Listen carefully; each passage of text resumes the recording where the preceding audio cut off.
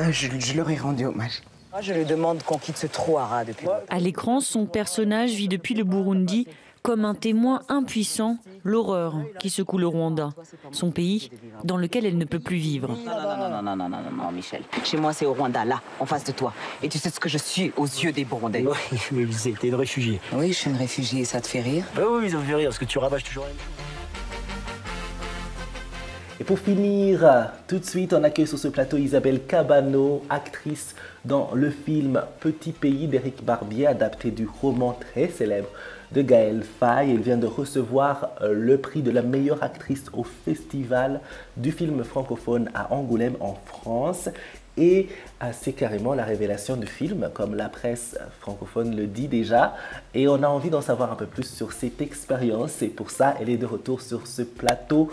Et c'est tout de suite sur le miroir.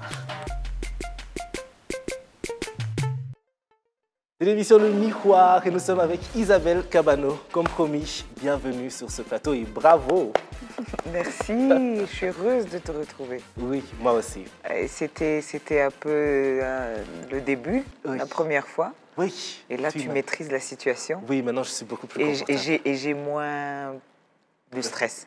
C'est vrai que c'était fou parce que c'est la première fois qu'on se rencontrait. Je trouvais que tu avais un super vibe, que toute personne qui rencontre Isabelle, cette personne doit l'aimer. Je ne comprends pas comment. Oui, c'était la première fois que je passais à la télévision. Que tu faisais je faisais une émission de l'autre côté de la caméra. Waouh. Ouais. Ah, d'accord. Et c'est il y a longtemps. C'est il y a 4 ans déjà. C'était le 3e épisode de l'émission Le Miroir, je pense. Oui. J'étais tout jeune et tout maigre. Oui, écoute, quand on se marie, oui. Voilà, et qu'on mange à des heures précises. À des heures précises et tout ça. Oui. Voilà, oui. Bravo en tout cas.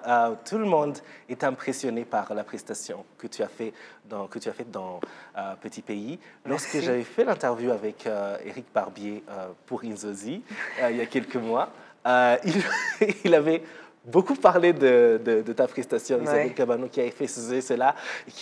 Et je me disais, est-ce que je peux vraiment, on va vraiment publier ça? Je suis sûre qu'elle va enlever ça. J'ai failli l'enlever et tout le monde m'a demandé de ne pas l'enlever. Je dis, mais écoute, je dirige ce magazine. Il me dit, mais je dis ce qu'on a parlé du film. Je parle du film, que ce soit toi, la directrice du magazine, j'en ai rien à foutre. C'est ça. Voilà. Et voilà, finalement, voilà. Il y a quelques jours, au Festival du film francophone d'Angoulême, la meilleure actrice, c'est Isabelle Cabano. Wow. Oui, et c'est exactement le... Quelle a été ta réaction quand tu as appris la nouvelle? J'ai été tétanisée. J'étais assise, j'avais passé un après-midi avec ma sœur et une grande amie à nous qui vit au Kenya. Et je vois un message du réalisateur qui écrit... Tout simplement, meilleure interprétation féminine, Isabelle Cabano. Et je lui écris, tu blagues? Je le rappelle, il me dit qu'il conduit, et après il me rappelle, il me confirme. Et tout le monde crie autour de moi, mais moi j'étais dans un état de... J'étais tétanisée. J'avais juste envie de me retrouver dans un coin pour essayer de digérer la nouvelle. Et j'étais juste... je comprenais rien du tout. Waouh, waouh. En tout cas, c'était une super nouvelle. Je l'ai appris quelques jours après et tu as vu, j'ai oui. Je me disais, mais comment il n'a pas encore écrit depuis et 3 jours après tu écris avec « Je veux une émission !» Je dis « T'en fais pas, je te la donne. » Non, mais j'étais surexcitée.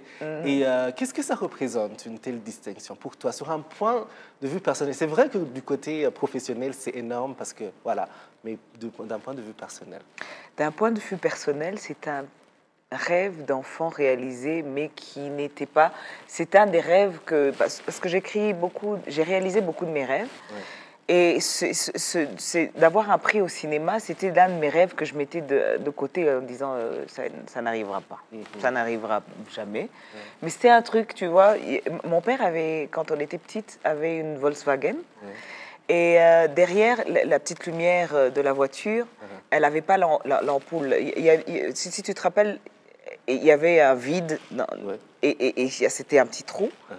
Et à chaque fois qu'on rentrait de chez des amis, que c'était la nuit, je me retrouvais dans ce trou C'était comme ma petite maison et je me voyais devant genre 3000 personnes en train de chanter. Je me voyais faire du cinéma. C'était des petits rêves comme ça que je mettais. Et il y en a que je mettais vraiment très, très loin. Je disais, mais écoute, faut pas rêver. Ça, c'est inaccessible. C'est inaccessible. Et voilà, c'était juste un petit rêve, un rêve d'enfant réalisé. Waouh. Ouais, et c'est bien. Et de grande d'ailleurs. Et c'est bien mérité. J'ai parlé avec des gens qui ont travaillé dessus, que ce soit Dida, par exemple, qui était sur le plateau récemment. Et qui est la directrice du casting, qui était la directrice du casting, ou juste des gens qui ont figuré dans... J'ai des amis, au fait, deux amis qui ont figuré dans le film, qui ont joué des rôles pas très grands, mais qui étaient là. Oui, des petits rôles. Et tout le monde était impressionné par ce que tu faisais sur le plateau. Je ne sais pas Sauf ce que tu moi. faisais sur le plateau. Moi, je ne savais pas.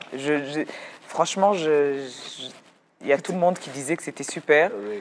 Mais je crois que ça, c'est un côté de tous les acteurs ou les artistes. Il y a une petite confiance. Quand tu donnes quelque chose, tu n'es pas sûr que tu donnes ce qu'il faut donner. Au fait. Oui. Je crois que tu sais ça. Absolument.